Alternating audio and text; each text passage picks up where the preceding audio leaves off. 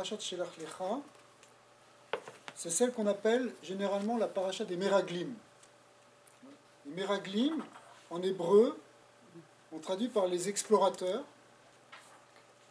Et la Torah nous parle, elle nous présente un récit dans lequel on voit que Moshe Rabbeinu va envoyer des explorateurs pour tourner à l'intérieur de Eretz Israël, Eretz HaKodesh, et ils vont avoir une certaine mission de rapporter à Moshe ce qu'ils vont voir. Alors, théoriquement, on n'avait pas besoin d'envoyer des explorateurs pour entrer en Eretz Israël. On se situe après la sortie d'Égypte, quelques mois après, et on pourrait, enfin c'est une discussion qu'on sait, mais enfin c'est peu de temps après la sortie d'Égypte, et donc il est temps maintenant d'arriver en Eretz Israël, de rentrer en Terre Sainte. On est sorti d'Égypte, on a vu des miracles, on a vu tous les grands miracles de la traversée de la mer Rouge, de la manne, les dons de la Torah, les louchot, les tables de la loi. Les expériences extraordinaires qu'on a vécues dans le désert doivent nous amener maintenant à l'entrée en Eretz Israël. Il faut rentrer, arriver en Terre Sainte. Alors bien sûr, sur cette terre-là, il va falloir faire des conquêtes, battre un certain nombre d'ennemis. Et la Torah va nous dire que ce sont des ennemis redoutables. Disons que si on voulait faire une comparaison un peu aujourd'hui, pour donner un exemple du genre d'ennemi qui est en Eretz Israël, c'est un peu ce que vous trouvez aujourd'hui... la bande de Gaza.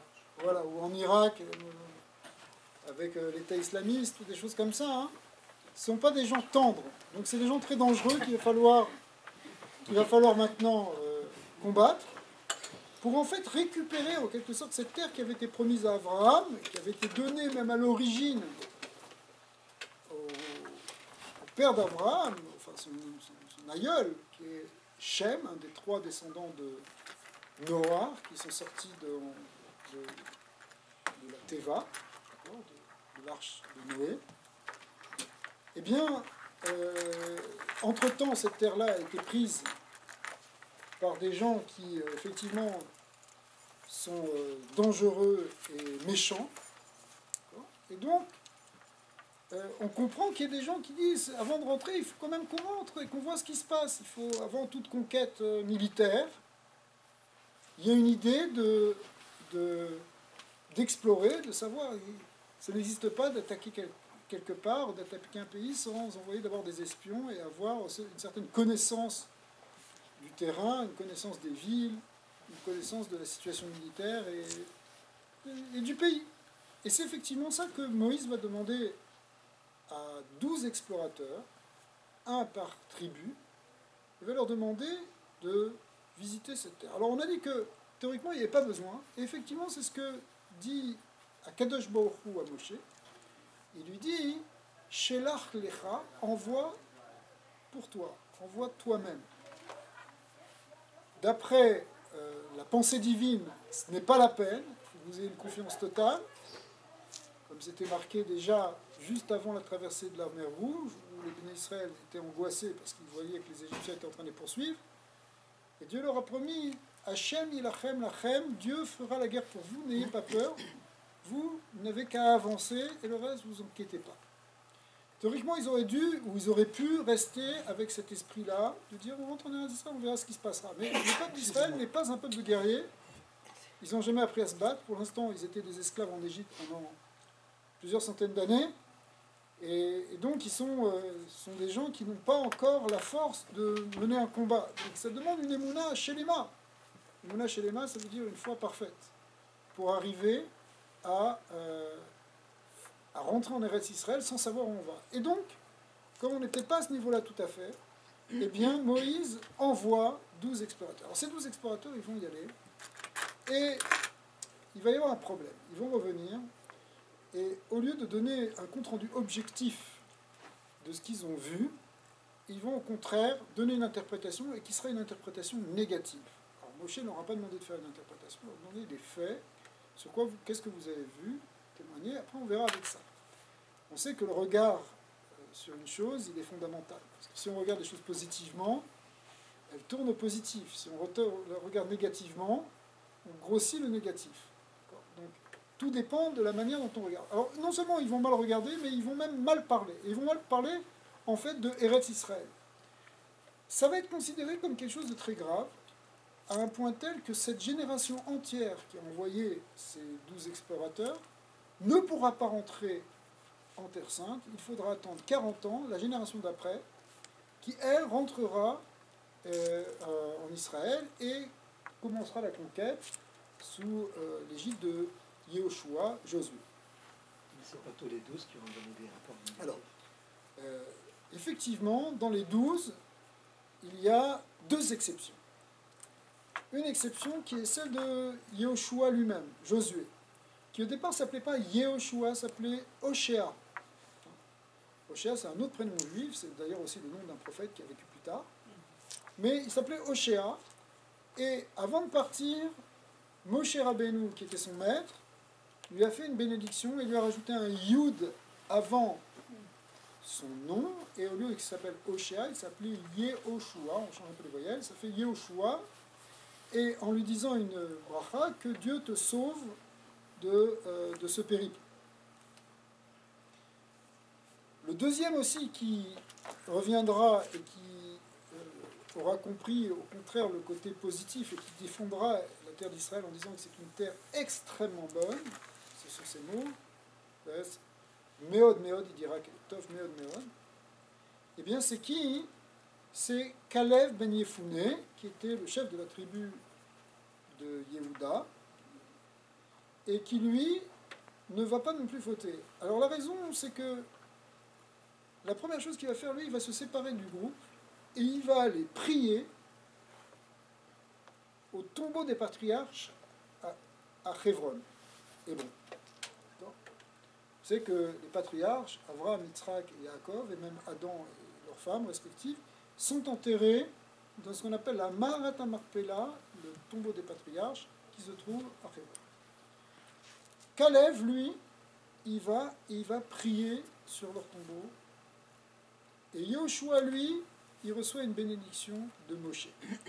De là, on apprend une grande chose d'après la Kabbalah et la Chassidut, c'est que on a besoin d'avoir une bracha, on a besoin d'avoir une bénédiction. Soit on va chercher la bénédiction chez un tzaddik qui est physiquement vivant, soit on va chercher une bénédiction chez des tzaddikim qui sont vivants, pas physiquement, mais continuent d'être vivants, puisque le Zohar dit que les tzaddikim, après leur mort, sont appelés vivants et même plus vivants qu'avant. Seulement les tzaddikim. En réalité, tous ceux qui ont fait des bonnes choses dans leur vie. Mais les tzaddikim, ils agissent encore plus. Okay. Effectivement, l'épreuve qui était donnée ici à l'entrée d'Eretz Israël, c'était essentiellement ce qu'on pourrait appeler une épreuve de Emouna. Est-ce qu'on a confiance ou est-ce qu'on n'a pas confiance?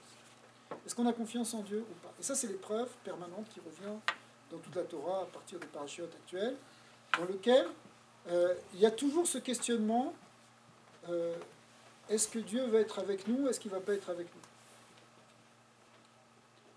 Quand, un peu plus haut, dans le livre de Shemot, les béné Israël avaient demandé à Yesh Hashem Bekirbeinu Imaïn, est-ce que Dieu est avec nous ou pas?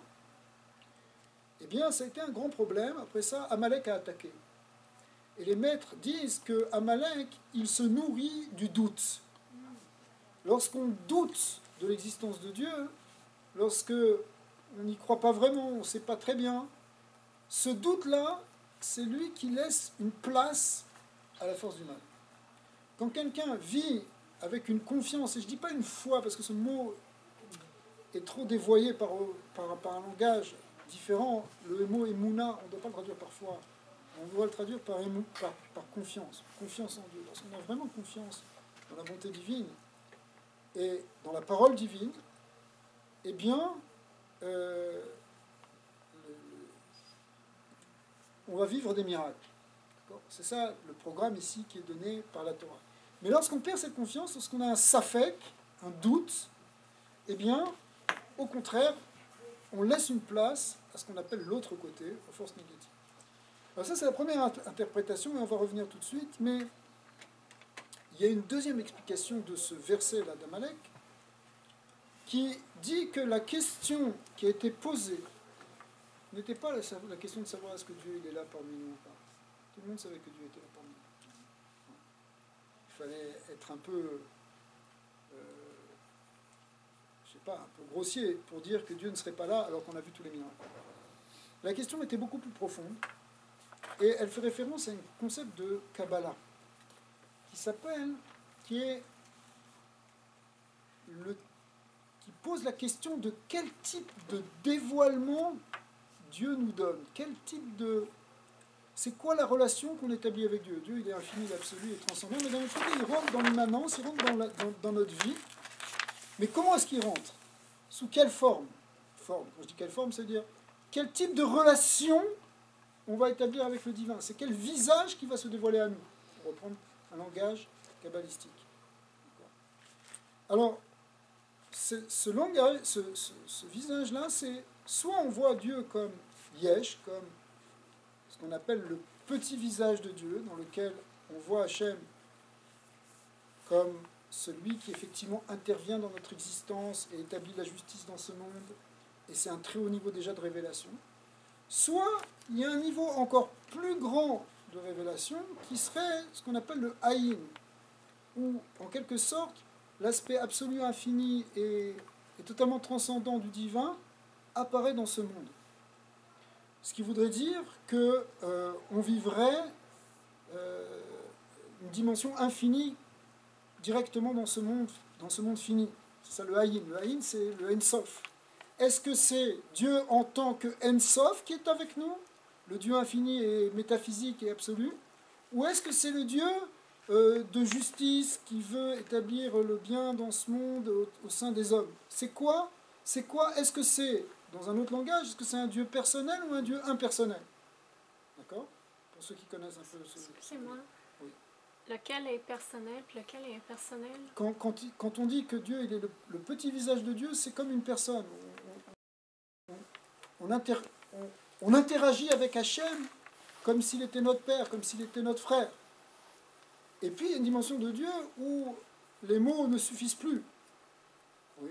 Où on voit Dieu comme un absolu transcendant. En réalité, le judaïsme va nous apprendre qu'on a cette double relation avec le Créateur. Alors, pourquoi on parle de ça maintenant? Parce que c'est la question que Moïse, en fin de compte, a demandé aux béné Israël qui allaient visiter cette terre d'Israël, les 12 explorateurs. Il leur a dit, faites-moi un compte-rendu. Et entre autres, à part les questions concernant les villes et les armées, il a demandé, est-ce qu'il y a là-bas un arbre ou pas? Est-ce qu'il y a un arbre? Et c'est une question bizarre. Et les Chachamim nous disent, un arbre, mais il a déjà posé la question de savoir comment elle est. Est-ce que c'est une terre riche? Est-ce que c'est une terre grasse? Est-ce que c'est une terre qui donne des plantes? Donc ce n'est pas de l'arbre végétal qu'il est en train de parler, il est en train de parler de l'homme. Parce que l'homme est souvent appelé, désigné dans la Torah comme un arbre, hein, qui est Adam et Sassadé. Alors, la question que Moshe va poser au béné Israël, il va dire, dit le Zohar, au-delà du pshat, c'est pas simplement savoir quels sont les hommes, quelle est la nature de l'homme, est-ce qu'il y a des tzadikim là-bas, le vrai homme c'est le tzadik, est-ce qu'il y a des tzadikim qui protègent leur population? C'est la question fondamentale qu'on a vue plus haut, quel type de relation on a avec Dieu? Est-ce que Dieu on le voit comme un arbre, comme un homme? Est-ce qu'on a une relation personnelle avec lui? Ou est-ce qu'il est Aïn? Est-ce qu'il est cet infini absolu et totalement transcendant? Alors, encore une fois, hein, nous on sait maintenant après coup que la réponse c'est que on va avoir cette double relation avec Akadosh Baruch Hu, et en particulier en Eretz Israël, qui est le lieu que Dieu a choisi pour se révéler. Donc, en Eretz Israël, on va avoir un monde, on doit construire un monde avec un temple, un monde où Dieu va être présent parmi nous, où la parole de Dieu va se faire entendre au travers des prophètes, au travers du Sanhédrin qui va transmettre la loi elle-même révélée par prophétie. Et puis, il y aura cet accès à cette dimension absolue et infinie, transcendante, qui va se percevoir de plus en plus. Alors, c'est une question métaphysique qui avait été donc posée par les Meraglim, mais encore une fois, la réponse pour arriver à percevoir cette double dimension, pas simplement, si vous voulez, une dimension exotérique dans laquelle on a un Dieu, dans lequel on fait sa volonté, mais percevoir vivre cette réalité infinie, eh bien, ça c'est quelque chose qui demande justement d'avoir une confiance absolue en Dieu. Si on n'a pas cette confiance-là, c'est pour ça que le doute qui est Amalek, il vient et il casse cette relation avec Dieu. On ne peut pas percevoir cette dimension infinie si on s'en tient simplement à la logique de l'intellect. Attention, ça va poser un problème très délicat, on va le voir, un problème d'actualité. Mais le fait de regarder simplement avec ses yeux, d'être simplement dans la réflexion, ça ne suffit pas pour percevoir justement cette dimension du divin. C'est quelque chose qui bloque. Tant qu'on est au niveau uniquement de la raison et de la logique, et même de la logique militaire, on voit en quelque sorte cette dimension infinie du divin. On peut dire, ok, Akadosh Baruch Hu, il est peut-être là, il nous aide, on va le servir, on va essayer de faire sa volonté, on va faire ses mitzvot, mais on ne perçoit pas cette dimension totalement miraculeuse qui se trouve dans le divin. Vous comprenez qu'il y a deux dimensions. Il y a une dimension où on dit, il y a Dieu qui donne des lois, et on respecte ces lois, et quand on fait le bien, alors on reçoit du bien, quand on fait le mal, ça cause des conséquences négatives. Ça, c'est quelque chose, c'est un premier type de rapport qu'on peut avoir avec Dieu. Mais il y a une autre dimension où on passe dans une vie qui n'est plus du même ordre. C'est une vie qui est au-delà de la nature. Bien qu'on soit dans la nature, bien qu'on soit dans le monde physique, et c'est ça tout l'enjeu en Eretz Israël, c'est que ça doit se jouer dans le monde physique, malgré tout, on va vivre une dimension surnaturelle et on va toucher à quelque chose de cet infini, on va vivre en quelque sorte des miracles, on va vivre selon les miracles. Alors tant qu'ils étaient dans le désert, finalement, ils vivaient avec ces miracles, puisqu'ils mangeaient la manne, ils étaient portés par les nuées de gloire, qui étaient des espèces il y avait les colonnes devant eux, les colonnes de nuée, mais il y avait comme une nuée protectrice qui les entourait de tous les côtés, et qui était porteuse de miracles, elle aussi. Mais la question est maintenant qu'on va rentrer en Eretz Israël, où il y a des enjeux à dépasser, il y a une conquête à faire, il y a une guerre à mener, un combat à mener contre les forces négatives du monde de la réalité, si vous voulez. Est-ce que là, on est capable encore de vivre cette dimension miraculeuse, ou est-ce qu'on va simplement entrer dans quelque chose de purement, si vous voulez, qu'on peut prévoir au niveau des réactions, si vous voulez. Hein, tu fais quelque chose de bien, il y a une loi de justice dans le monde qui fait que ça va amener du bien. Tu fais quelque chose de mal, ça va amener du mal. Ce qui est déjà un grand niveau de penser ça et de comprendre ça. C'est déjà une vision religieuse des choses. Mais il y a une autre dimension qui est beaucoup plus profonde, qui est que on vit dans l'unité divine, on vit dans la perception de cet absolu. Vous vous rappelez ce dont on a parlé la semaine dernière, parce qu'on a expliqué que l'unité véritable, quand on parle de l'unité de Dieu, c'est comprendre qu'il n'y a rien d'autre que lui qui existe, que c'est sa parole qui fait tout exister, et qu'on est en quelque sorte une partie intégrante de cette parole divine elle-même. Donc, est-ce qu'on va vivre ça dans cette terre d'Eretz Israël, ou est-ce qu'on ne va pas le vivre? Alors, en réalité, encore une fois, pour arriver à le vivre, il faut faire une preuve de émouna et de confiance complète. Alors, les Meraglim n'étaient pas prêts à ça, le peuple n'était pas tout à fait prêt à ça. Ils ont préféré rester en fait dans le désert. Alors, les enseignements de Chassidut nous disent que cette volonté de rester dans le désert, c'était la peur de s'engager. Parce que dans le désert, effectivement, on vivait dans cette dimension de la bulle miraculeuse. Mais il y avait une crainte, c'est qu'en arrivant sur Terre, et le terme de terre ici, c'est le terme des terriens en quelque sorte. Hein. Dans le désert, on n'est pas vraiment dans le monde, ils étaient dans une bulle. Maintenant, arriver sur Terre, atterrir sur Terre, est-ce qu'on est prêt à ça, de penser qu'on pourra retrouver ça dans cette dimension terrestre, dans laquelle on devra travailler la Terre, c'est-à-dire vivre aussi d'après les lois du naturel. Hein. Ce qui est prévu dans toute la Torah, c'est que lorsque tu entreras dans ce pays qui t'a été promis et qui a reçu la bénédiction, tu travailleras ta terre, et cette terre-là, eh bien, elle produira et elle te donnera des fruits de bénédiction. On l'avait vu pour la Shemitah. Mais encore une fois, hein, ça veut dire une double dimension, c'est-à-dire que d'un côté, tu es dans la nature, dans le monde des lois de la nature, tu transpires pour passer ta charrue, et d'un autre côté, tu vis une dimension miraculeuse et qui dépasse les lois du naturel, comme on l'a vu avec l'histoire de la Shemitah, exactement, mais c'est pas seulement pour la Shemitah, c'est pour tout ce qu'on va faire. D'accord, hein, je rappelle que pour la Shemitah, on ne travaille pas pendant un an, et ça produit le fait que pendant 2 ans et plus, on vit uniquement de la grâce de Dieu. Oui. Alors, l'idée en réalité, hein, elle est qu'on pourrait se poser, la question qu'on pourrait se poser, finalement, les Meraglim, ils avaient peut-être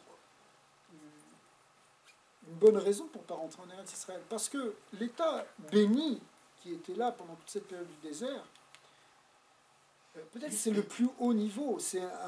On dit qu'à ce moment-là, non seulement ils n'avaient pas besoin de manger autre chose que de la manne et qu'ils ne produisaient pas de déchets, mais que leurs vêtements ne s'usaient pas, qu'il n'y avait pas de...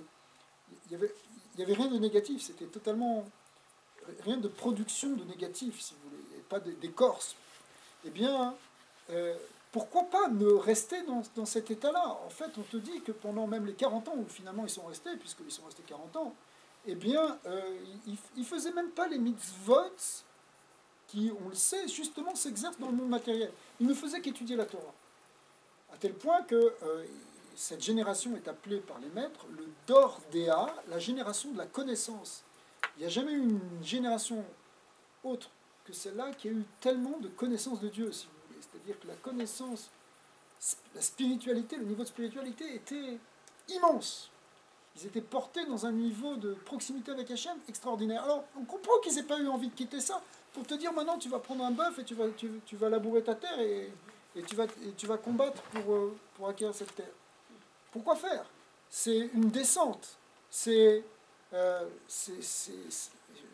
sors maintenant de mon étude pour aller labourer la terre. J'ai l'impression que je vais m'éloigner de Dieu. Je vais rentrer dans la matérialité et quitter la spiritualité. C'est quelque chose qui est a priori négatif. Donc, on comprend qu'ils aient eu envie de rester toujours dans cet état béni. Oui. Alors, la réponse qu'on donne, c'est que, en fait, aussi paradoxal que ça puisse paraître au départ, le fait d'arriver sur Terre, et le fait d'arriver, c'est quand on dit d'arriver sur Terre, c'est-à-dire d'affronter la dimension physique et matérielle des choses, c'est quelque chose qui va pouvoir donner une plus grande élévation encore. Ah, vous allez me dire, mais comment? Puisque, a priori, c'est quelque chose où on va devenir plus matérialiste. Matérialiste pas au sens philosophique, mais on va, disons, s'investir plus dans la matière. Alors, la réponse est que c'est vrai, on va rentrer dans quelque chose où, de prime abord, la lumière a l'air plus cachée, elle a l'air plus... On sait, on l'a déjà expliqué que pour arriver à créer ce monde matériel, il faut que la contraction de la lumière divine soit telle qu'elle puisse justement produire un monde matériel qui voile la dimension divine. Alors, la réponse, elle est que tu crois que c'est de l'obscurité, mais en réalité, l'essence de Dieu est là.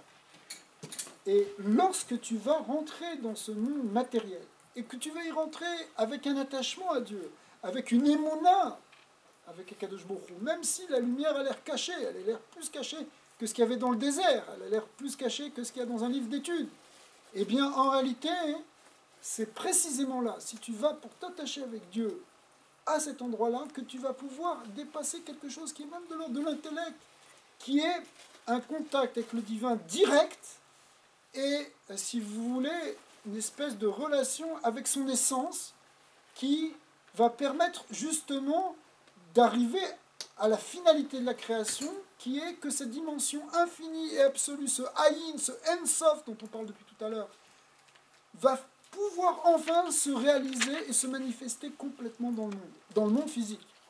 qui est le monde d'en bas. Le monde, si vous voulez, d'en bas, on va y trouver cette dimension infinie. Tant qu'on est encore que dans l'étude, et c'était ça ce qu'il y avait dans cette génération du désert où ils ne faisaient qu'étudier, où ils étaient seulement dans la spiritualité, c'était extraordinaire, c'était un attachement magnifique avec Dieu, mais qui ne permettait pas d'arriver jusqu'à ce dévoilement de l'infini du Ein-Sof, qui est encore plus grand que celui qu'on a connu avec tous ces miracles du désert. Alors ce sont des miracles qui vont se manifester dans un monde matériel, c'est-à-dire au sein même, si vous voulez, d'un monde qui est géré par les lois de la nature, les lois physiques du monde. Mais malgré tout, ces lois physiques du monde ne vont plus être quelque chose qui est un écran au divin, elles vont, elles aussi, participer à la révélation de ce divin. D'accord. En d'autres termes, ce qu'Akadosh Baruch Hu attend de nous, il n'attend pas qu'on soit des gens qui partent dans une montagne ou s'isoler dans une forêt toute notre existence ou se cacher ou aller dans un monastère pour se couper du monde. Il attend de nous qu'on soit dans ce monde et même éventuellement qu'on soit dans la cité et investi dedans, mais que là, on s'attache avec une émona chez les mains, avec une foi pure et un amour pur pour Dieu, et que là, on révèle son essence. Et qu'on perçoive son essence qui est justement intemporelle et infinie et absolue, et qui va finir par se réaliser, si vous voulez, dans la création. Alors, tout ça, c'est une idée philosophique qui est majeure. Et on pourrait croire que c'est très difficile dans notre civilisation avec tous les téléphones non, c'était juste une blague. Mais effectivement, on pourrait se dire que dans ce monde physique, ce monde matérialiste, où les machines prennent tellement d'espace... Non, mais ça va, c'est pas grave, on est entre nous. Ça dérange pas. Alors, où les machines prennent tellement... Au contraire, c'est juste pour illustrer. Alors, c'est juste pour illustrer l'idée que on est en fait dans un monde matériel et que ce monde matériel-là, on pourrait croire qu'il vient faire écran au divin. Or, le but, c'est d'arriver à faire que ce monde qui est le plus bas parmi tous les mondes, d'après la Kabbalah, on répète qu'il n'y a pas que le monde physique, il y a tout un certain nombre de mondes de plus en plus spirituels jusqu'à arriver au plan divin les plus élevés. Eh bien, dans le monde d'en bas, le monde matériel, c'est le monde le plus bas, eh bien, à ce niveau-là, on a la possibilité de révéler son essence, c'est-à-dire cette dimension absolue infinie. Et pour des raisons profondes, on ne peut pas la révéler complètement dans les plans intermédiaires. On ne peut pas la révéler complètement parce que, en quelque sorte, la lumière du divin est trop grande dans ces mondes-là. C'est seulement dans un monde dans lequel la lumière est obscure, elle est voilée, si vous voulez, qu'on peut dévoiler quelque chose qui est plus que la lumière, qui est l'essence de la lumière, la source de la lumière. Dieu n'est pas une lumière, sa lumière, c'est ce qui émane de lui. Le Or En-Sof, c'est ce qui émane du En-Sof. Et ce qu'on veut vérifier ici, et ce qu'on veut amener dans ce monde-ci, c'est un dévoilement de ce En-Sof, de cette essence divine, qui est absolue. Alors ça peut se réaliser, d'après la Kabbalah, que dans ce monde Tarton, dans ce monde d'en bas. Et c'est ça qui était demandé, et c'est ça qui nous sera demandé, c'est ça qui nous est déjà demandé, mais qui était demandé au peuple d'Israël en rentrant en Eretz Israël. Donc en entrant en Eretz Israël, Akadosh Baruch Hu leur demandait de venir dans ce monde, dans un monde matériel, mais évidemment un monde qui en même temps a été sanctifié, puisque cette terre-là, elle est la terre qui va devenir sainte, qui va devenir Kadosh. Elle va devenir Kadosh parce qu'on va la conquérir et qu'on va amener la parole divine dedans, et qu'on va amener des mitzvot qui vont lui donner sa sainteté. Mais cet endroit-là avait été choisi depuis le début de la création pour que Dieu y fasse sa résidence principale, même s'il doit résider dans le monde partout. D'accord ?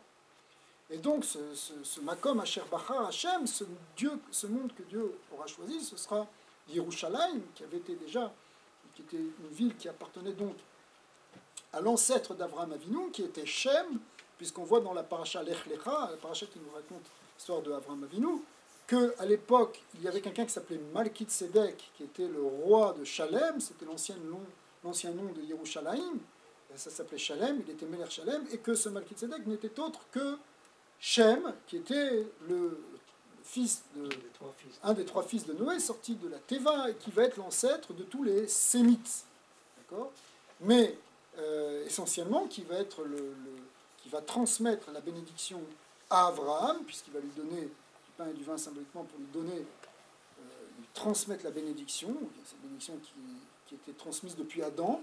Il va la transmettre à Abraham, et Abraham ensuite va la transmettre à Yitzhak, et Yitzhak la transmettra à Yaakov, et Yaakov, on connaît l'histoire avec Yaakov et Esav, mais finalement c'est Yaakov qui aura cette bénédiction de Shem, qu'il a obtenue d'Abraham, et Yaakov la donnera à ses fils, et ce sont ces fils-là maintenant qui, porteurs de cette bracha, sont censés rentrer en Eretz Israël pour aller faire cette mission qui est de révéler Dieu dans ce monde, et entre autres d'aller jusqu'à construire le temple à Yerushalayim pour y faire résider son nom de manière définitive, enfin de manière posée et stable. Alors, évidemment, on sait qu'il y a eu plusieurs choses qui se sont passées. Le premier temple a été détruit, le second temple a été détruit, mais on avait depuis les prophéties depuis longtemps qu'il y aura un troisième temple qui, lui, serait jamais détruit. Mais on sait qu'il a été détruit, le premier comme le second temple ont été détruits le jour qu'on voit comme le pire jour du calendrier hébraïque, qui est le jour de Tisha B'Av, du 9 Av, ce jour qui est un jour de deuil encore aujourd'hui, et dans lequel on jeûne et on s'endeuillit sur la destruction du temple et de Jérusalem. Eh bien, cette date-là, cette fameuse date, cette date noire du calendrier, qui est le jour de Tisha B'Av, eh bien, en réalité, ça a commencé quel jour? Ce jour-là où les Meraglim sont venus et ont sorti cette mauvaise parole sur la terre, ont découragé le peuple et finalement ont décrété par leur action le fait qu'ils ne rentreraient pas en Eretz Israël. Eh bien, ça se passait Tisha B'Av. C'est-à-dire que Tisha B'Av, cette date négative, eh bien, elle a commencé ici avec cette faute des Meraglim. Donc tout a commencé par, en fait, un manque de confiance sur cette dimension infinie du divin. Si on avait cru Moïse, si on avait cru la parole de Dieu au Sinaï réellement, on serait rentré en Eretz Israël directement. En réalité, il y avait entre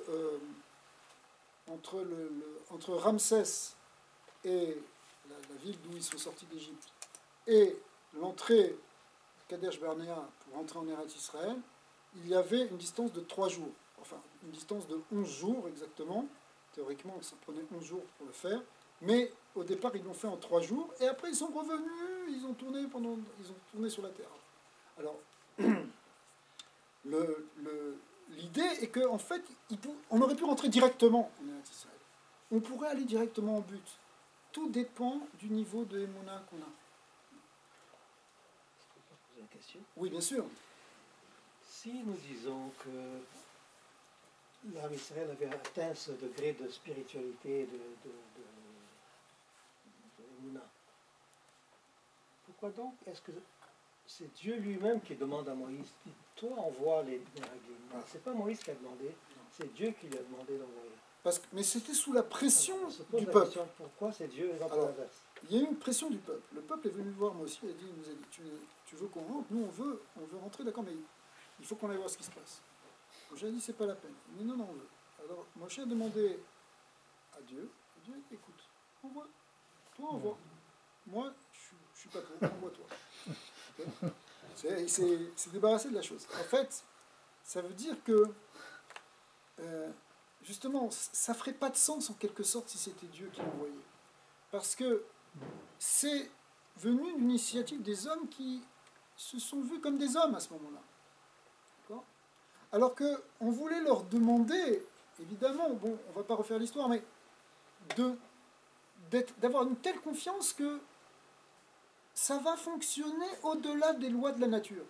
Les lois de la nature, une armée forte gagne une armée faible. Des gens expérimentés qui étaient... on va voir qu'il y avait même ce qu'ils ont vu là-bas, c'était des descendants des géants. Qui étaient alors, des géants, il faut comprendre ce que ça veut dire des géants. Les géants, c'est pas forcément physique, mais ça veut dire des gens qui ont une force colossale, destructive, une force négative très très forte. Okay. Donc effectivement, c'est dangereux. vas te battre ici avec des gens qui sont terribles. Okay. Mais il y avait une possibilité de rester dans un niveau qui était, si vous voulez, de rester dans le niveau des miracles de l'Égypte, les miracles des 10 plaies d'Égypte et de la traversée de la mer Rouge. On pouvait rester dans ce niveau-là et rentrer en Eretz Israël, même si ça paraissait faire un miracle encore plus grand que le miracle d'avoir vaincu les Égyptiens. Okay. Il y a un grand principe, c'est que les miracles, ça ne suffit pas pour construire la Emouna. Sur le moment, wow, quand ils ont traversé la mer Rouge, ils ont dit, la Torah dit, Vayaminu b'Hashem Moshe Avdo. Là, quand ils ont vu la mer, qu'ils ont traversé, que la mer est retombée sur leurs ennemis, qu'ils sont ressortis, alors ils ont eu confiance, la Torah nous dit, là ils ont eu confiance en Dieu. Avant ils n'avaient pas eu confiance. Là ils ont, après toute l'Égypte, là ils ont eu confiance en Dieu et Moïse son serviteur. Et d'ailleurs, de là les maîtres apprennent que la confiance dans Moïse, elle est aussi importante que la confiance en Dieu. Parce qu'il faut écouter le maître, celui qui comprend mieux que toi. Ouais. On ne parle pas de n'importe quel maître, on parle ici du maître de la génération, on parle de celui qui est vraiment éclairé, on ne parle pas de... Okay. Celui-là, il faut lui faire confiance. Alors, à Kadosh Baruch Hu, on peut lui faire confiance, on peut faire confiance à Moïse sur le coup, mais après, on dirait que ça retombe. Mais tu as vu les Louchot, tu as vu les Asara Dibarot, c'est-à-dire les 10 commandements, tu les as entendus avec tes propres oreilles, tu étais là au Sinaï. Comment est-ce que maintenant tu peux douter que Dieu va te faire rentrer en Israël tranquillement? Ça ne suffit pas pour te transformer et pour transformer en profondeur ta émouna. Ça c'est quelque chose, on voit qu'il faut du temps pour acquérir, et c'est pour ça qu'ils ne sont pas rentrés. Parce que s'ils avaient eu cette émouna directement, on serait rentré et tout aurait été fini, en quelque sorte. On serait déjà rentré dans l'ère messianique. Les maîtres nous disent que si Moshe Rabbeinu était rentré en Eretz Israël, il aurait été pas simplement le Goël Rishon, le premier libérateur, il aurait été le Goël Acharon, le dernier libérateur, c'est-à-dire le Messie. Vous savez que le Messie, bien qu'il vienne dans la tribu de David, c'est Mashiach ben David à la fin, mais malgré tout, il a la Neshama de Moshe, c'est la même âme. C'est l'âme de Moshe qui revient. Ou Goël Rishon, ou Goël Acharon, il est le premier libérateur, et il est le dernier, celui qui était là au début sera là à la fin. Il est là en vérité dans chaque génération, Moshe Rabbeinu, d'après le Zohar, au travers de grandes tzadikim. Mais c'est lui qui va nous faire... Alors, s'il était rentré de son vivant d'époque, il serait rentré en tant que Mashiach. C'est pour ça qu'il a la raison pour laquelle Moshe Rabbeinu n'est pas rentré, c'est que si Moshe Rabbeinu devait rentrer en Eretz Israël, il aurait été le Mashiach. Mais s'il avait été le Mashiach, le temple qui aurait été construit aurait été directement le 3e temple. D'accord? On aurait évité les premières étapes qui sont des étapes où... Alors, on monte, on descend, on se casse la figure, on souffre, on revient, jusqu'à ce que finalement on arrive petit à petit à construire la confiance dans un peuple. Ça prend plusieurs générations. Jusqu'à ce qu'on arrive à la dernière génération, qui est la génération qui rentre symboliquement en Eretz Israël, mais qui rentre en Eretz Israël et puis qui finalement reconstruit le temple. C'est ça qui est prévu. Rentrer en Eretz Israël, on a déjà commencé aujourd'hui, de manière très concrète, puisque... il y a déjà la moitié du clan d'Israël qui est retourné sur sa terre. Et encore une fois, on l'a déjà expliqué plusieurs fois, ce n'est pas un événement politique, c'est quelque chose qu'on attendait depuis plus de 2000 ans. Et en vérité, plus que 2000 ans, on l'attendait depuis la destruction du premier temple, depuis le premier exil de Babel, c'est-à-dire à plus de 2600 ans. Et depuis, on n'a jamais eu autant si vous voulez, de Yishuv du clan d'Israël qu'aujourd'hui. On est en train de vivre cette prophétie dans laquelle on est la génération qui rentre en Eretz Israël et dans laquelle Yerushalayim est rebâti, cette terre qui donne des fruits qui sont des fruits exceptionnels, qui ne sont peut-être pas encore aussi gros que ceux qui étaient à l'époque des Meraglim, puisque la Torah nous décrit qu'ils sont revenus avec il fallait plusieurs personnes, il fallait 4 personnes pour porter une grappe de raisin et 2 personnes pour porter une grenade. Enfin, c'était des fruits qui étaient immenses et gigantesques. Ils étaient immenses et gigantesques parce que justement cette dimension infinie, absolue, était déjà là. Hein? Cette dimension-là, elle était connue dans les premières générations à l'époque qui précédait le déluge, jusqu'à Noach, le Zohar nous dit, le maître tienne que, le Midrash nous dit que on était encore très proche du Gan Eden pendant ces 20 premières générations, et la terre donnait des fruits en abondance, il n'y avait pas besoin de cultiver, il n'y avait pas besoin de travailler. On était dans cette dimension miraculeuse. Les premières générations de l'âge d'or, si vous voulez, elles vivaient une dimension où le miracle divin était permanent. Maintenant, en Eretz Israël, il fallait réunir ces deux choses. À la fois la dimension matérielle, mais à partir de cette dimension matérielle, et donc limitée, retrouver cette dimension illimitée et infinie. Et c'est ça qu'en fait, ils auraient dû comprendre quand ils ont ramené ces fruits. Ces fruits étaient un signe de cette bracha gigantesque qui pouvait résider là-bas. Mais au lieu de ça, ils ont dit non, c'est un pays de géants, ils vont nous manger, on va être comme des sauterelles. On va être des sauterelles à leurs yeux. Et en réalité, les maîtres nous disent que, si on veut le dire en termes modernes, que cette dévalorisation qu'ils ont eue d'eux-mêmes, se dire on est comme des sauterelles et on va se faire manger, c'est ça qui fait... Vous voyez comme ça, c'est ça qui crée votre réalité. Effectivement, vous ne pourrez pas gagner là. Alors que s'ils avaient été dans la confiance de dire nous on ne peut rien faire mais c'est Hachem qui va tout faire, réellement ils seraient passés. Alors vous allez me dire mais c'est une grande madriga, c'est un grand niveau, est-ce que nous aujourd'hui on peut dire ça? Non, on doit fonctionner avec les deux, avec à la fois une dimension logique et rationnelle et naturelle au sens les lois de la nature, mais en même temps pour arriver à rentrer en tant que dernière génération et d'arriver à finalement rentrer complètement dans cette ère messianique, on nous demande aussi d'avoir cette dimension d'avoir une confiance très très grande en Dieu. Et en réalité, on devrait en permanence avoir à l'esprit, avoir conscience des miracles gigantesques et incroyables qui nous sont offerts depuis qu'on a commencé à rentrer en Eretz Israël. Chaque guerre qui s'est passée est un miracle sur lequel on pourrait écrire des livres entiers. Où chaque détail de cette guerre est bourré de miracles.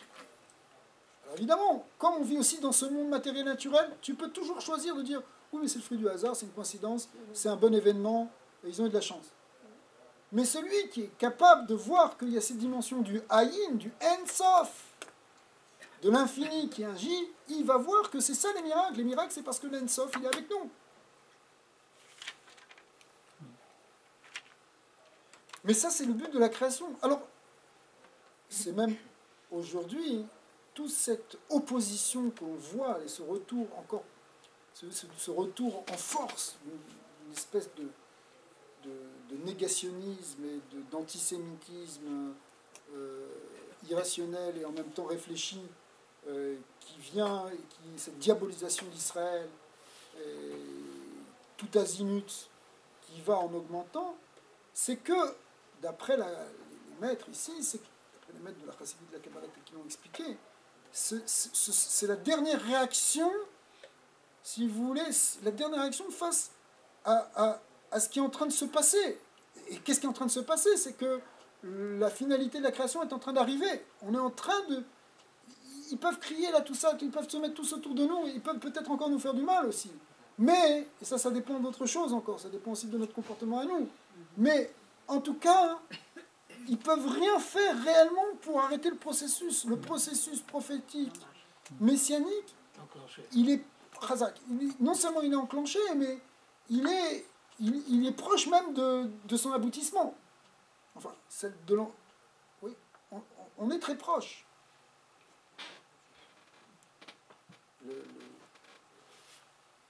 L'aube de tout ça, ça a commencé il y a plus que 100 ans, il y a 200 ans, à peu près, même, enfin 150 ans.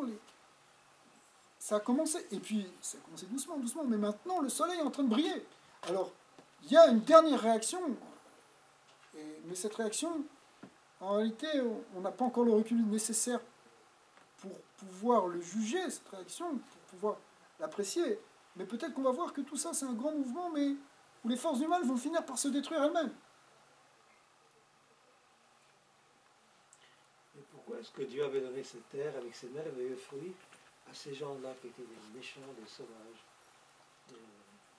Il y a un principe, c'est que c'est un principe profond et général que les Chachamim résument en un mot, qui est que Klipa Kadma la Peri. En français, avant le fruit, il y a d'abord l'écorce.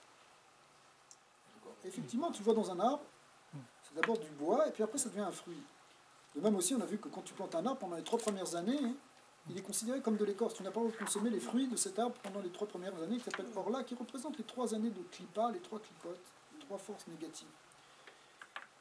Le monde, on l'avait déjà vu, il vient d'abord dans une phase de tohu vabou, de chaos, jusqu'à après prendre une forme qu'on appelle la forme de tikkun, de réparation et d'arrangement dans lequel les choses peuvent s'harmoniser. Donc au départ, il y a des forces brutes, il y a des forces négatives qui viennent d'Afka, spécifiquement dans l'endroit justement où il va y avoir le plus de lumière et qui voilent la lumière. Hein? Les Chachamim nous disent que dans l'endroit où tu vas trouver de la Gdusha, de la sainteté, ben, tu vas trouver aussi de la Herva, tu vas aussi trouver quelque chose de négatif. Et tout le but, c'est de transformer cette négativité pour révéler justement complètement la sainteté, la Gdusha. Transformer l'obscurité pour faire jaillir la lumière à partir de cette transformation de l'obscurité. Ce qui n'est pas pareil que si tu amènes la lumière tout de suite. Parce que lorsque tu transformes l'obscurité en lumière, tu amènes une lumière qui est encore plus grande, qui est la lumière en fait, ou un aspect, un reflet de cette essence. Donc, c'est pas étonnant qu'il y ait eu dans cette terre qui s'appelait Eretz Kenaan. Et Kenaan, lui, était au contraire non pas descendant de Shem mais de Ham. Et Kenaan veut dire en même temps la soumission parce que ça représente symboliquement l'idée de soumettre les forces du mal. Comme en nous-mêmes, il faut soumettre nos propres forces du mal qui sont en nous. Ouais. Et bien sur la terre d'Eretz Israël, il fallait aussi soumettre. Et cette soumission n'a pas été faite complètement à l'époque de Josué, ça a pris plusieurs générations. Et David Améler, le roi Shaoul avant David, il devait mener des guerres justement contre Amalek.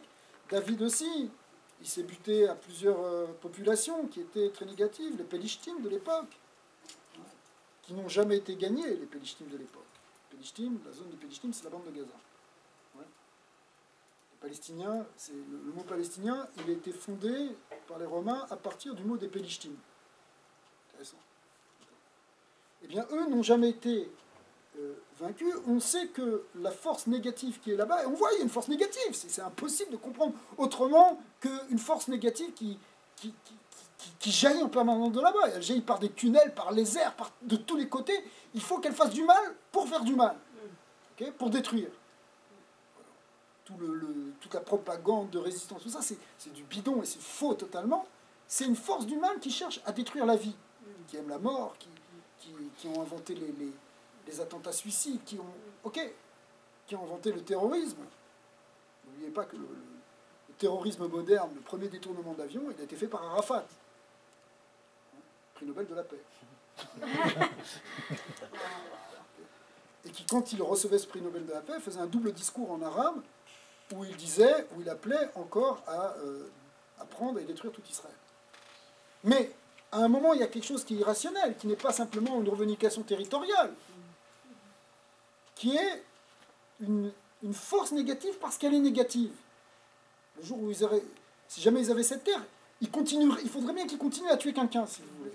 Et la preuve, c'est que dès qu'ils ne peuvent plus nous faire du mal, ils s'entretuent entre eux. Mais c'est classique. Ok. Mais alors, il y a aussi cette force-là en Syrie. Hein, c'est marqué que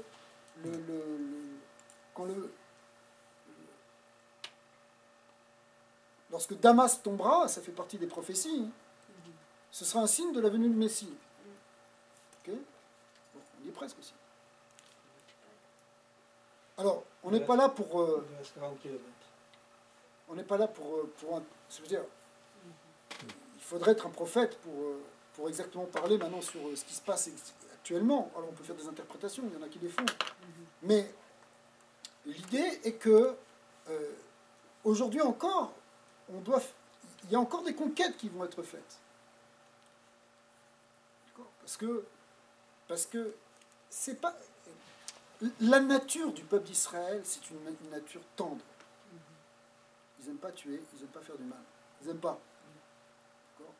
tel point que c'est le seul peuple qui est capable de donner des armes. Les accords d'Oslo, on a donné des armes,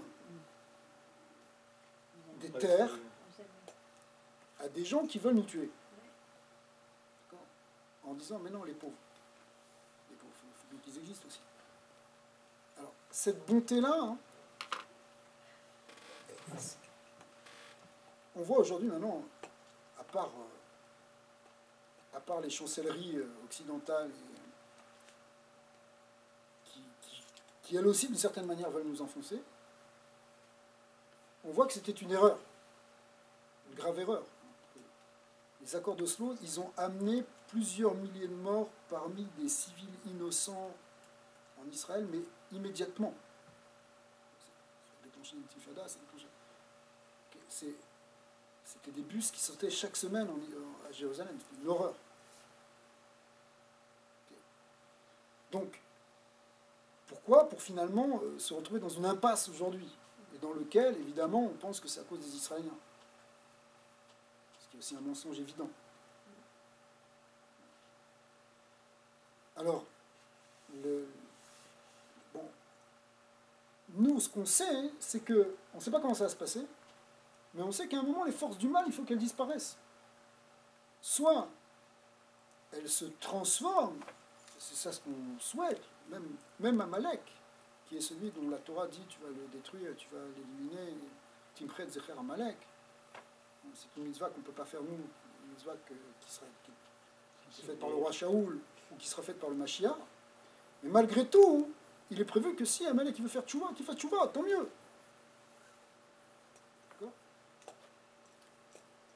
Si les gens dans la bande de Gaza, ils disent écoutez, finalement on regrette, on s'est trompé,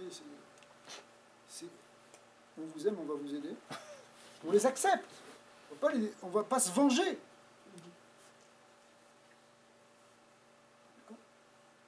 On leur a proposé la paix, on leur veut la paix. Ils ne veulent pas.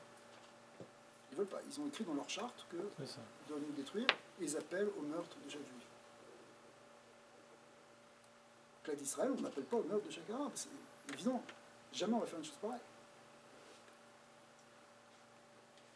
Le paradoxe, c'est que c'est qu'Israël est en position de force. Si ça avait été le contraire, où est-ce qu'on serait aujourd'hui? Écoute, on l'a vu pendant tout le temps de la dimension... Ouais, ou même avant, dans toute la domination ottomane qui a duré plusieurs centaines d'années, où les Juifs n'avaient même pas le droit de résidence dans Jérusalem, ils étaient astreints à vivre dans une grande pauvreté, ils n'avaient droit à rien, ils étaient très malmenés quand ils n'étaient pas massacrés. Alors, l'idée c'est que, d'ailleurs on est un peu aujourd'hui comme l'époque des Méraglim, c'est-à-dire que on ne sait pas comment ça peut se passer. Il faut des miracles. De même que les Méraglim, quand ils sont arrivés en Eretz Israël, ils ne savaient pas comment ça allait se passer. Ils vont arriver avec des gens qui sont beaucoup plus forts qu'eux. Et bien aujourd'hui aussi, en quelque sorte, on a le monde entier qui fait pression contre nous. On ne sait pas comment ça va se passer. C'est pour ça qu'on pourrait même être sceptique. Or justement, cet émouna-là, qui a porté le peuple juif à l'époque, dont il est question ici, fallait développer, eh bien il faut encore la développer aujourd'hui, parce que c'est elle qui nous porte. Si on n'avait pas cette émouna quand même forte, on n'aurait pas traversé tout l'exil.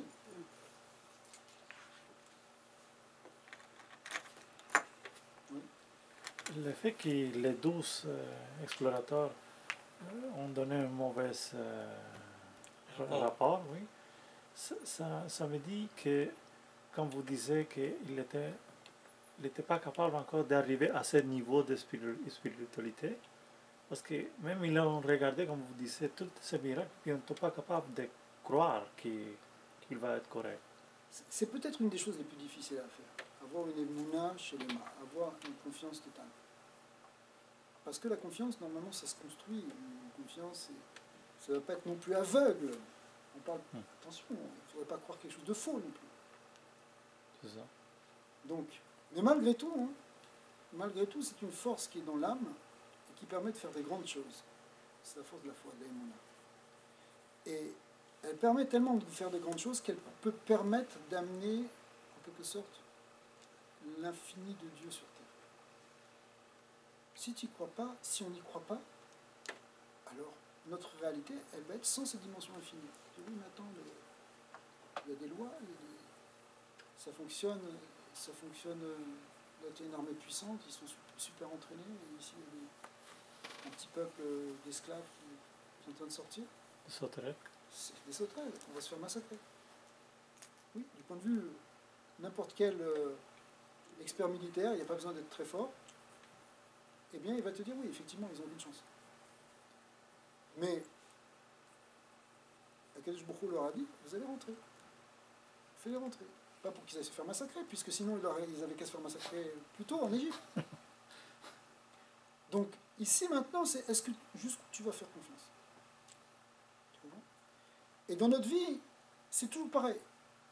Où est-ce qu'on place la barre de la confiance?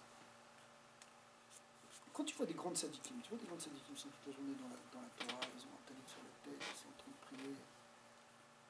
Mais vous n'allez pas travailler, monsieur, vous n'allez pas... Des fois, ils travaillent, des fois, ils ne travaillent pas. Pourquoi? C'est eux qui s'occupent de tout. Mais parce qu'eux, ils sont dans ce niveau d'avoir vraiment la confiance.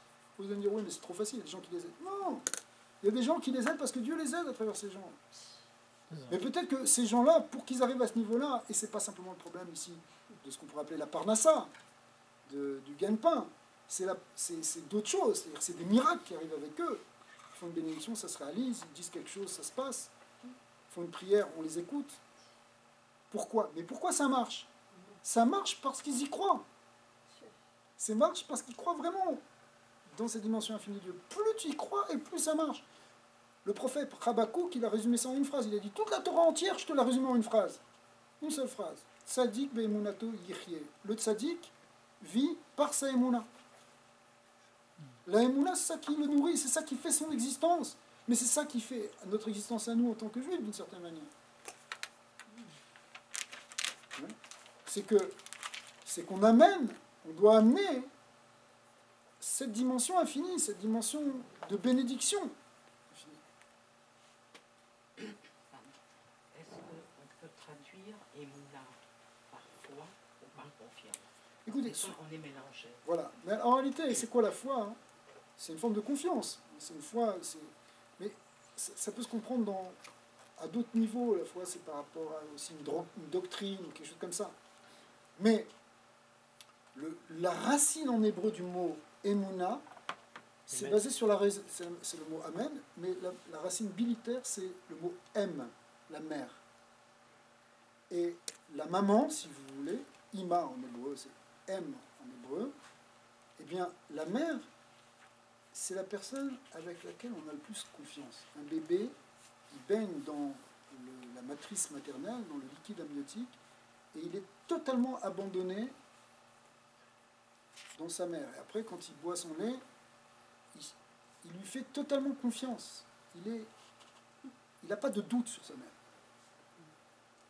Quelque part, avoir la émouna en Dieu, c'est avoir ce type de relation avec le Kadosh Baruch Hu dans lequel on est totalement confiant, comme un bébé dans le ventre de sa mère. Alors ça ne veut pas dire qu'on ne doit pas être des adultes, qu'on ne doit pas travailler, c'est justement ça le paradoxe, c'est-à-dire qu'on est en Eretz Israël, et on doit travailler la terre. On doit investir le monde matériel et rentrer même dans les lois de la matière, c'est-à-dire qu'il faut semer au bon moment, mais en même temps, il n'y a pas de fleuve pour irriguer Eretz Israël, il n'y a pas assez d'eau. Si ça marche, c'est seulement s'il pleut, et il ne pleut pas beaucoup au Moyen-Orient, et s'il pleut, c'est rien parce que Dieu donne sa bracha. Donc si tu as besoin si tu as besoin de pluie pour faire pousser tes légumes, parce que tes légumes ils vont pousser de manière naturelle avec de l'eau, mais si tu as besoin d'eau, qu'est-ce que tu vas faire? Tu vas prier. Et quand tu pries, il va y avoir la pluie. Et si ça ne suffit pas, on va jeûner. Et on va faire une journée de prière. Et en jeûnant, en faisant des journées de prière, finalement, on va amener la bonté divine. Donc on rentre dans un monde dans lequel on vit matériellement, mais on vit aussi dans une relation de confiance avec Dieu. Donc la vraie racine de Emouna, c'est mieux de traduire Emouna par confiance, parce que ça donne plus, si vous voulez, le sens de cette notion-là de relation avec la mère. Mais la foi, est-ce qu'on pourrait la relier à la spiritualité? C'est beaucoup plus spirituel que cette confiance qui peut être à la fois physique et métaphysique, non? Oui, oui. Mais c'est-à-dire que la vraie émouna de la Torah, hein, c'est une émouna qui se construit avec la Torah. On ne parle pas d'une émouna en dehors de la Torah. C'est-à-dire que la Torah, hein, c'est la base qui va aussi construire cette émouna. C'est parce que tu vas étudier la Torah, parce que tu vas faire la Torah, tu vas faire la volonté divine, que tu vas construire cette émouna. Donc la émouna, hein, elle vient avec la Torah.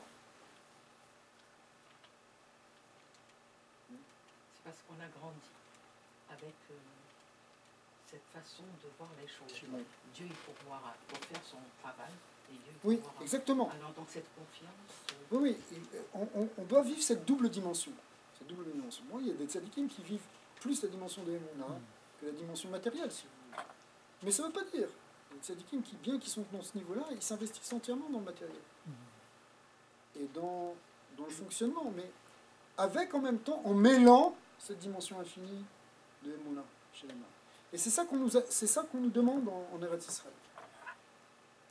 Alors, est-ce que nos ancêtres, quand ils sont sortis d'Égypte, et ils se sont complètement investis pendant les 40 ans dans la Torah, est-ce qu'il leur manquait quelque chose dans cette confiance? Parce qu'ils ne pratiquaient pas, parce qu'ils vivaient, comme vous avez dit, dans une bulle, un monde surnaturel. Ils étaient bien sûr qu'ils avaient un niveau de confiance que nous, on est très loin d'eux, mais par rapport à ce qui leur a été demandé, ils ne pratiquaient pas comme nous. Voilà. Ils étaient physiquement. plus dans l'étude. Ils étaient plus dans l'intellect. Or, le but, c'est pas rester dans le cerveau, c'est pas rester dans l'intellect, c'est que ça rentre dans le concret. Que le divin se dévoile dans le concret, que le divin qu'on ait une conscience au niveau intellectuel, c'est une chose, c'est une grande chose, ça suffit pas. Il faut que ça passe aussi dans le monde physique. Et ça, peut-être ils n'étaient pas prêts à ça, parce que justement, le Hari Akadosh dit que la source de leur âme, la racine de leur âme venait d'un niveau très, très, très, très élevé spirituellement, et ils n'étaient pas, en quelque sorte, ils n'étaient pas adaptés à ça. Pour eux, c'était trop... Ils préféraient rester. Alors, c'est pas eux qui sont rentrés, c'est la génération d'après. C'est une des raisons pour laquelle ils sont morts avant. Oui, ils sont morts dans le désert. Il y a plusieurs raisons, mais c'est ça la raison principale.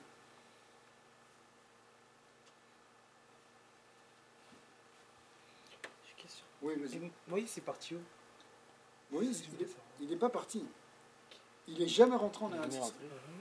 Il a été même enterré à la frontière, enfin, avant de rentrer. Ouais, exactement, sur le Har Nevo, dans un moule Baal Peor, Baal Peor qui est un endroit très négatif. Et il est resté donc de l'autre côté du Jourdain, et il n'est pas rentré en Eretz Israël. Et on ne sait pas exactement l'endroit de sa sépulture, qui devait rester mystérieux, pour éviter qu'on fasse de la tombe de Moïse une forme d'idolâtrie de la tombe de Moïse. Donc il n'est pas rentré. Mais le Zohar nous dit, et ça c'est beaucoup plus surprenant, que bien qu'il ne soit pas rentré physiquement, spirituellement il est rentré.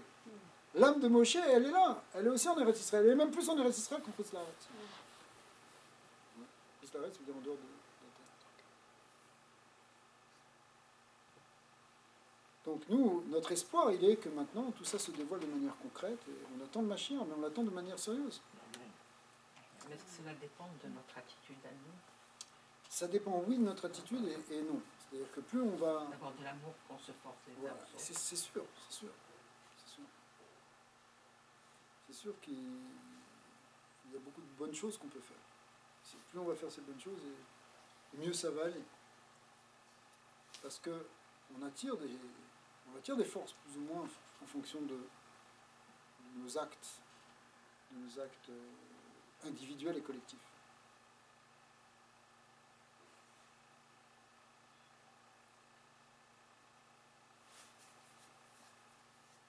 Aujourd'hui, on vit un moment critique quand même dans le peuple d'Israël. Aujourd'hui, il y a un danger réel, il y a un danger existentiel, il y a une menace, et une tension, et il y a des dangers qui peuvent surgir d'un instant à l'autre. D'un instant à l'autre, tout peut éclater, tout peut très mal tourner. Mais c'est pour ça que on nous demande demandent actuellement. Il y a des tzadikim en Israël là, qui prophétisent même. Ils demandent de prier très fort. Prier très fort et de se renforcer justement dans l'amour du prochain, dans les mitzvot. C'est sûr. Ça fait peur. Oui, c'est sûr qu'on peut être effrayé, mais d'un autre côté, le message, c'est qu'il ne faut pas avoir peur, c'est qu'il faut avancer. Il faut qu'on avance avec nos convictions, avec notre foi, avec notre émouna. Surtout les jeunes, on pense aux jeunes et on dit que Dieu les préserve et les protège. Ouais. Donc, avec ce qu'on a vu durant la Shoah, Voilà. Le Rabbi a dit qu'il n'y aura pas de deuxième. Il a prophétisé là-dessus. Il a dit qu'il n'y aura jamais une deuxième Shoah. Il faut comprendre que maintenant il y a une bénédiction qui rentre. Cette bénédiction, elle est là. Elle rentre, mais il y a encore des oppositions et en quelque sorte, effectivement, c'est à nous de chasser ces oppositions. Il faut être prêt pour recevoir la bracha. Donc, c'est à nous de nous préparer. C'est quand on n'est pas prêt que ça arrive sous forme de rigueur et de difficulté. Je questionne. Oui. Ça fait quelques jours que j'ai entendu que le gouvernement des États-Unis, ils ont rejeté La reconnaissance. la reconnaissance Légitimité. d'une personne qui... Légitimité. de Jérusalem comme capitale. Alors je comprends que ça c'est au niveau ici et en bas, mais est-ce que ça peut avoir des répercussions au niveau spirituel? Une décision comme ça. Là, on touche exactement le problème de Yerushalayim, parce que Yerushalayim, Oui. c'est une ville qui est la ville sainte depuis toujours pour Israël. C'est David Améler qui l'a racheté, qui l'a établi, ensuite son fils Salomon qui a construit le temple là-bas.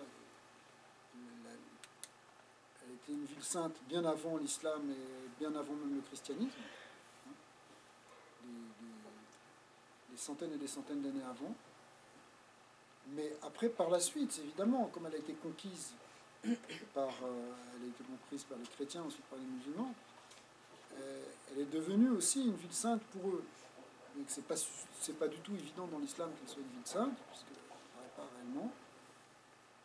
Et il y a une dimension politique, il y a d'autres dimensions. Donc, surtout chez les chrétiens, il y a une idée d'en faire une ville universelle, en réalité. Le problème, c'est que dans toute l'histoire de Yerushalayim, depuis qu'il y a ces trois religions, le seul moment où les trois religions ont pu réellement fonctionner, pratiquer en toute liberté, c'est depuis que les Juifs sont là. 67, les territoires de 67, les territoires de 67, tout le monde parle de ça. Ce qui s'est passé en 67, le Kotel, on n'avait pas le droit d'y aller. C'était sous domination jordanienne. Les Juifs, ils n'avaient pas le droit d'y aller. Okay. Plus que ça, pendant des centaines d'années, c'était un endroit où on mettait des détritus dessus. En Eretz Israël, apartheid, c'est pas vrai. Il faut aller voir en Eretz Israël, c'est pas vrai, il n'y a pas d'apartheid. Tu peux le voir de tes yeux, il n'y a pas. Il n'y a pas, tu vois, et les Arabes ont les mêmes droits que les Juifs. Réellement. Ils prennent le train avec toi, ils font les mêmes courses que toi, ils font les mêmes choses. Ok ? Tu vas en Arabie Saoudite, un Juif n'a pas le droit. Un Juif, il n'a pas le droit d'être en Arabie Saoudite. Il n'a pas le droit. Mais même à Ramallah et à Gaza, Ramallah et les Gaza, Juifs n'ont pas le droit. on n'a pas le droit. Alors que je les vois à Jérusalem se promener Partout. Aujourd'hui, partout. On dit que...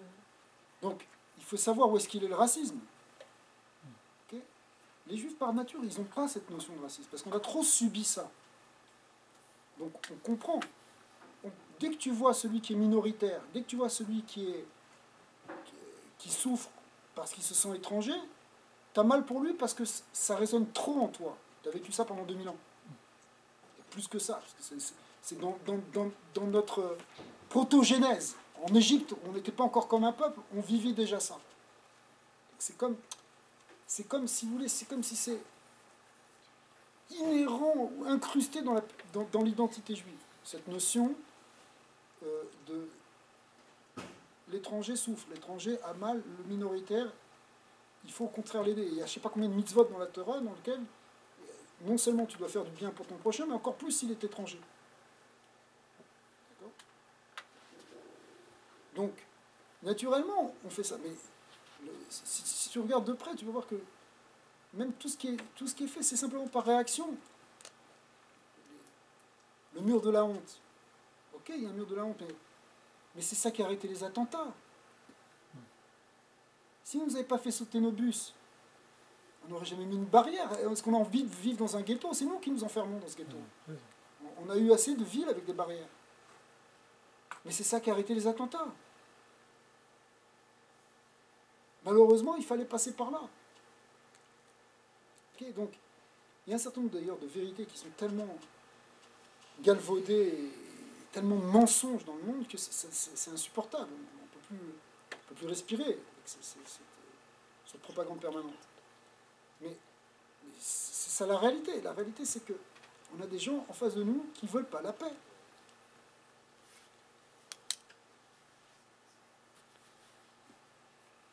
On l'appelle le mur de la honte en Israël, mais à Belfast, en Irlande, ça s'appelle le mur de la paix, en plein milieu de la rue. Ouais. D'un côté les catholiques, de l'autre les protestants. Et nous, on appelle ça le mur de la honte. Ah, mais c'est pas nous qui l'appelons comme ça, c'est il y les en a. Palestiniens qui l'appellent comme ça, mais Il y a les murs pour nous faire partout, honte. en Chine, Mais en réalité, c'est en Arabie Saoudite.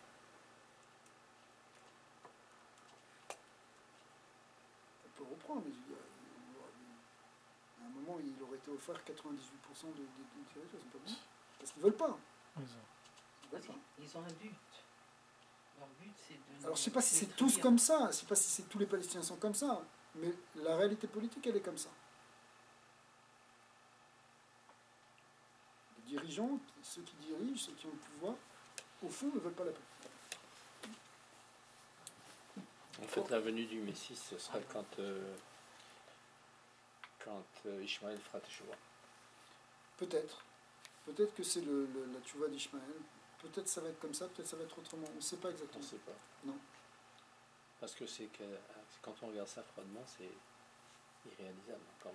Alors c'est ça, c'est irréalisable. Autant que c'était irréalisable de rentrer à l'époque de Moïse. C'était pas réalisable. C'était le même danger, le même... On courait à la catastrophe, on allait droit au mur en rentrant en Israël. On pouvait même retourner en Égypte. Il y en a même qui ont dit on préfère retourner en Égypte. D'autres qui ont dit on va se noyer dans la mer. En tout cas, pas ça.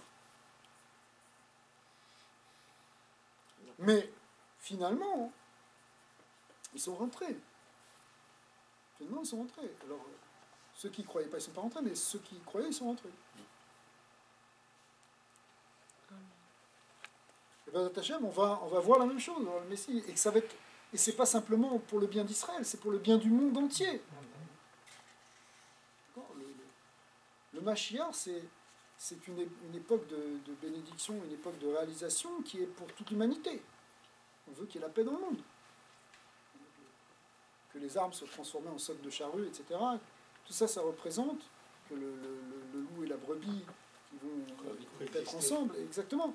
Et bien ça représente l'idée que les nations se combattent plus entre elles. Regarde ce qui se passe dans tous les pays du Moyen-Orient aujourd'hui. On va voir ce qui se passe en Syrie, ce qui se passe en Irak, ce qui se passe en Libye, ce qui se passe au Yémen. C'est l'Afghanistan. C'est partout. C'est des gens qui s'entretuent entre eux. Et souvent d'ailleurs des gens qui devraient s'entendre.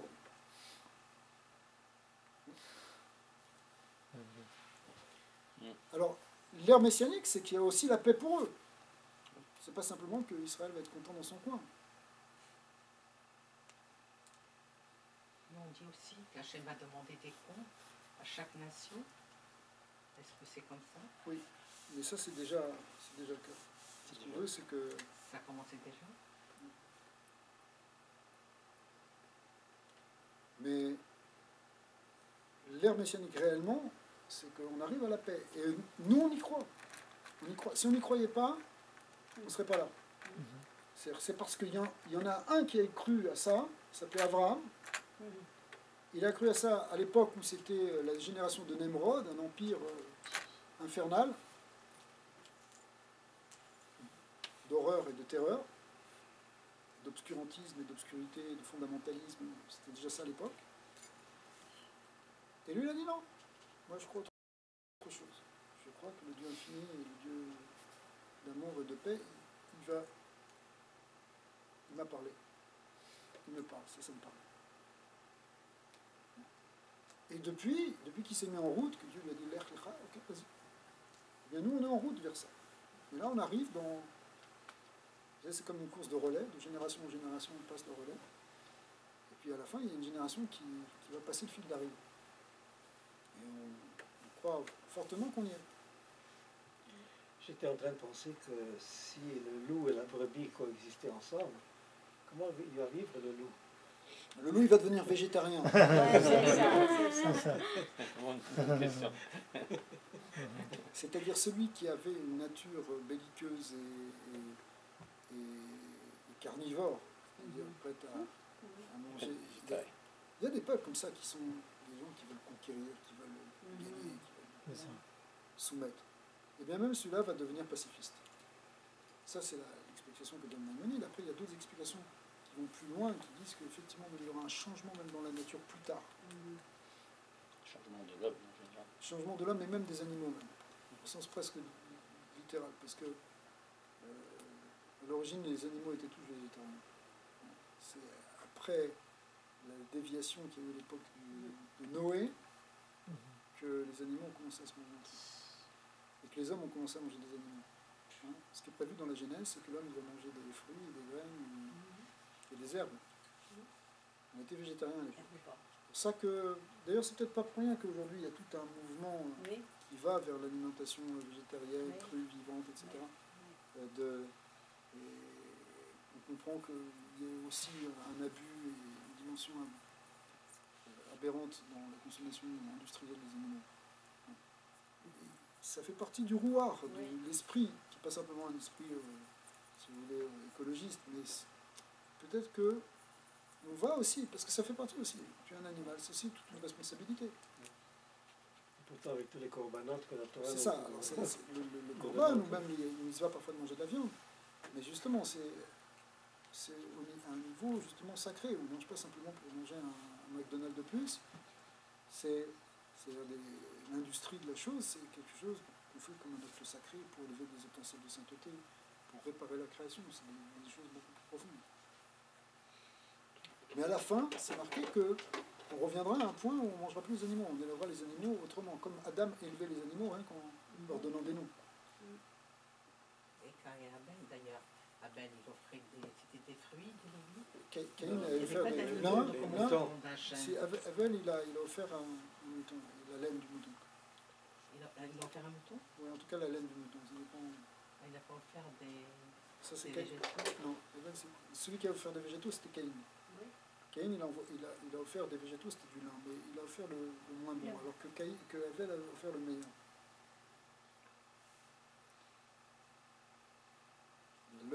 L'offrande de Abel a été acceptée, celle de Caïn n'a pas été. Il faut faire le meilleur, Hachem. Oui. Donc, quand le peuple d'Israël est sorti d'Égypte, lui il a vu les miracles, mais il n'est pas allé. Il n'y a pas eu la confiance suffisante pour rentrer en Israël. Et les enfants de ces gens-là ont eu peut-être plus confiance en Dieu. Oui. Et là, ils sont rentrés. Donc même ceux qui n'ont pas vu le miracle ont eu plus de... Oui, c'est une très bonne question que tu poses. C'est pas... Mais ceux qui n'ont pas vu le miracle, et bien quelque part, ils ont eu plus confiance. Mais ils ont eu confiance aussi parce que ils ont grandi dans l'apprentissage de cette confiance. C'est-à-dire qu'ils ont vécu 40 ans d'études, de réflexion, de méditation pour arriver à construire ça. Ils ont vu la manne pendant 40 ans. Ils se sont nourris, si vous voulez, de cette étude qui était là pour construire cette émouna. C'est-à-dire qu'effectivement, c'est pas par les miracles qu'on doit construire notre confiance, c'est plus par l'étude, c'est plus par la recherche, par la compréhension, mais à condition que cette connaissance et cette compréhension passe dans le mode de la émouna, de la confiance, et qu'elle aboutisse à l'action. Le but de l'étude, c'est d'arriver à l'action, mais l'action, ça veut dire avoir confiance pour agir. Et ça, comme ça arrive souvent, que ça soit toujours la génération suivante, comme entre David et Salomon, que David ait fait la guerre avec Salomon et construit le temple. Donc, il a travaillé pour C'est ça. donner place. Là-bas, c'est dit sur David et Salomon, que David ne pouvait pas construire le temple parce que lui, il avait manié l'épée. Or, le temple est un temple de paix. Alors, c'est vrai que c'est une paix qui s'est obtenue à la suite de la guerre, en quelque sorte. Mais celui qui avait fait la guerre ne pouvait pas construire le temple de paix. Et c'est seulement Salomon, qui est la même racine Shlomo que Shalom, qui était donc celui qui était porteur de la paix, qui a pu construire le temple qui doit amener la paix dans le monde. Et effectivement, à l'époque de Salomon,